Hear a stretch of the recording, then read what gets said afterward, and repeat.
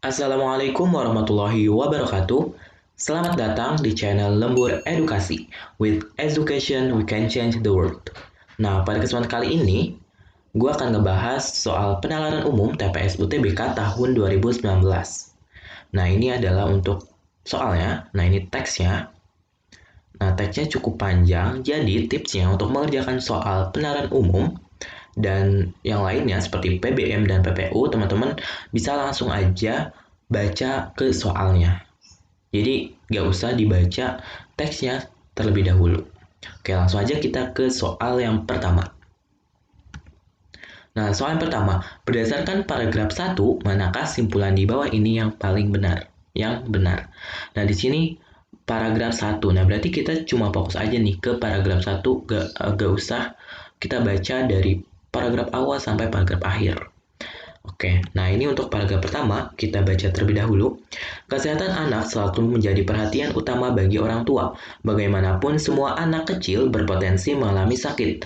Sakit yang biasa dialami anak-anak adalah flu, batuk, dan cacar. Sebagian anak yang berpotensi mengalami sakit pada akhirnya harus berobat ke rumah sakit. Banyak anak menolak diajak ke rumah sakit. Sayangnya, tidak semua anak mau dibawa berobat ke rumah sakit. Banyak anak menolak diajak ke rumah sakit, terutama anak laki-laki, apalagi jika harus menjalani rawat inap. Nah, teman-teman bisa baca selanjutnya. Nah, di sini kita bisa highlight. Nah, di sini ada yang pertama, ada kata-kata semua anak. Nah, ini semua anak kecil. Nah, kita jadi untuk soal penalaran umum itu tidak terlepas dari unsur-unsur silogisme. Semua P maka Q, sebagian P maka Q, atau jika maka. Nah, jadi ketika ada premis, teman-teman bisa langsung highlight aja ya. Nah, sini semua anak berpotensi mengalami sakit. Kemudian ini penjelasan sakitnya ada flu, batuk, dan cacar. Kemudian di sini, sebagian anak yang berpotensi mengalami sakit, nah berarti ini pengulangan nih dari yang hijau, yang di highlight hijau. Pada akhirnya harus berobat ke rumah sakit. Pada akhirnya harus berobat ke rumah sakit. Nah, di sini, oke, sebentar. Nah, di sini kita udah tahu nih ada premis-premis semua anak kecil berpotensi mengalami sakit. Kemudian ada sebagian anak kecil mengalami sakit, pada akhirnya harus berobat ke rumah sakit. Nah, di dalam silogisme itu ada rumus atau formula seperti ini. Semua P maka Q, sebagian P sebagian Q maka R gitu. Nah, untuk kesimpulannya, ketika ada premis semua sebagian, maka jawabannya adalah sebagian. Kemudian yang ini P maka Q, Q maka R. Nah, di sini ada premis yang sama nih, teman-teman, ada Q. Nah, kita bisa coret aja Q. Ya, nanti jadi kesimpulannya adalah P maka R. Jadi sebagian P maka R. Jadi jawabannya nanti adalah sebagian anak kecil, kan sebagian P ya. Sebagian anak kecil maka R. Maka pada akhirnya harus berobat ke rumah sakit. Nah, itu jawabannya. Kita cari jawabannya di opsi. Nah, sebagian anak kecil yang sakit sering ke rumah sakit. Nah, ini enggak. Kemudian yang B, sebagian anak kecil yang tidak sakit tidak senang ke rumah sakit. Ini juga enggak. Yang C, sebagian anak kecil pada akhirnya harus berobat ke rumah sakit. Nah, yang C ini sesuai dengan hasil kesimpulan yang kita dapat nih, sebagian P maka R. Nah, kita keep dulu jawabannya adalah yang C. Yang D, sebagian anak kecil yang sakit flu dirawat inap di rumah sakit. Nah, ini juga salah. Yang E, sebagian anak kecil yang ke rumah sakit tidak berpotensi mengalami sakit. Ini juga tidak ada hubungannya. Jadi, jawaban yang paling tepat adalah yang C. Sebagian anak kecil pada akhirnya harus berobat ke rumah sakit. Nah, jadi sebenarnya teman-teman harus paham nih materi silogisme, unsur-unsurnya, kemudian rumus-rumusnya. Langsung aja kita next ke soal yang kedua. Kesimpulan apa yang dapat ditarik dari paragraf ketiga? Nah, berarti kita cuma fokus aja nih ke paragraf ketiga. Nah, ini paragrafnya. Hasil penelitian menunjukkan bahwa rata skor sebelum terapi lebih rendah daripada setelah terapi, baik pada anak laki-laki maupun perempuan. Hal tersebut menunjukkan bahwa, oke, kita highlight. Nah, di sini ada premis. Jika anak-anak mendapatkan terapi bermain, mereka lebih bersifat kooperatif. Nah, di sini jelasin lagi sikap kooperatif misalnya ditunjukkan dalam bentuk kepatuhan dan kemampuan berkomunikasi dengan orang tua. Sikap kooperatif membuat anak merasa lebih nyaman saat menjalani perawatan di rumah sakit. Nah, di sini nih, ini sikap kooperatif, menjelaskan sikap kooperatif lagi. Nah, dari sikap kooperatif ini membuat anak merasa lebih nyaman saat menjalani perawatan di rumah sakit. Dalam kondisi ini, terapi diibaratkan sebagai obat yang berpotensi untuk menyembuhkan atau mengurangi sakit. Nah, teman-teman, kita udah nemu nih ada premis jika anak-anak mendapatkan terapi bermain, mereka lebih bersifat kooperatif. Dan sikap kooperatif membuat anak merasa lebih nyaman saat menjalani perawatan di rumah sakit. Oke, kita kasih jika anak-anak mendapatkan terapi bermain itu kita kasih notasi P. Kemudian mereka lebih bersifat kooperatif. Nah, kita kasih notasi Q. Kemudian sikap kooperatif lagi di sini kita kasih Q. Kemudian membuat anak merasa lebih nyaman saat menjalani perawatan di rumah sakit ini adalah R. Nah, kita kembali lagi nih ke rumus silogisme. P maka Q, Q maka R. Jadi nanti kesimpulannya adalah yang sama, premisnya kita coret, kemudian kesimpulannya adalah P maka R. Berarti kesimpulannya P. Nah, P-nya itu yang jika anak-anak mendapatkan terapi bermain, maka membuat anak-anak merasa lebih nyaman nih saat menjalani perawatan di rumah sakit. Nah, itu kesimpulannya. Coba kita cari ke opsi jawabannya.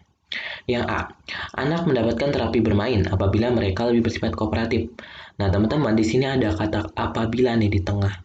Nah, ketika ada kata apabila, nah, jadi setelah apabila, ini adalah jikanya nih. Atau kita ubah dulu nih.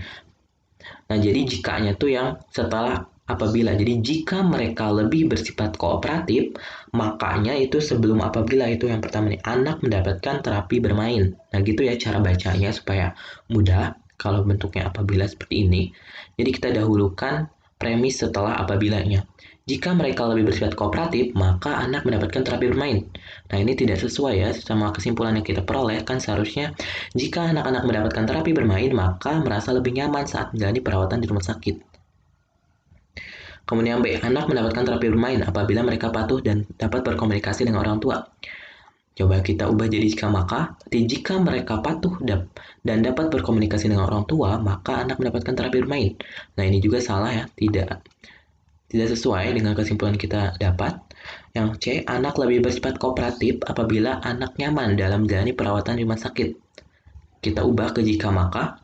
Di sini, jika anak nyaman dalam menjalani perawatan di rumah sakit, maka anak lebih bersifat kooperatif. Nah, ini kebalik ya, seharusnya adalah jika anak lebih bersifat kooperatif, maka nyaman dalam menjalani perawatan di rumah sakit.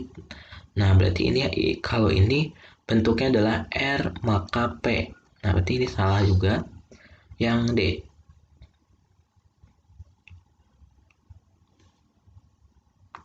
Oke, sebentar.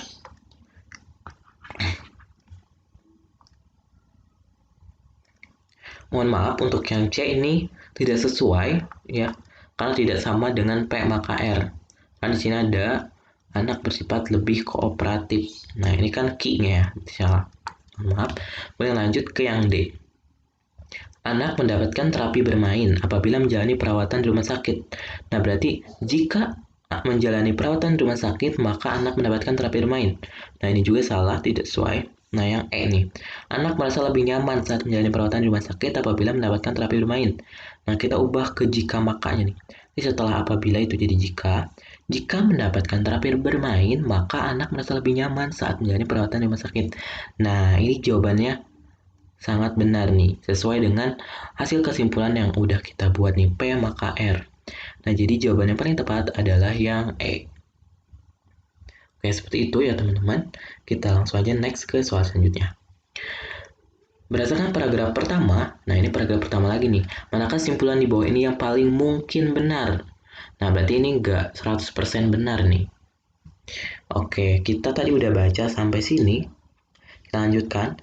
Banyaknya pemandangan orang sakit menjadi salah satu alasan mereka menolak ke rumah sakit. Begitu juga dengan bau obat yang menyengat dan penampilan staf rumah sakit dengan baju putihnya. Mereka mengira bahwa jika ke rumah sakit, mereka akan disuntik. Membayangkan sakitnya jarum suntik menjadi alasan yang paling banyak ditemui mengapa anak-anak tidak suka ke rumah sakit. Nah, kita langsung aja ke opsinya. Yang paling mungkin benar tuh yang mana nih dari teks paragraf pertama ini? Anak laki-laki lebih berpotensi sakit dibandingkan anak perempuan. Ini salah, kenapa? Karena tidak dijelasin nih bahwa anak laki-laki itu lebih berpotensi sakit daripada anak perempuan.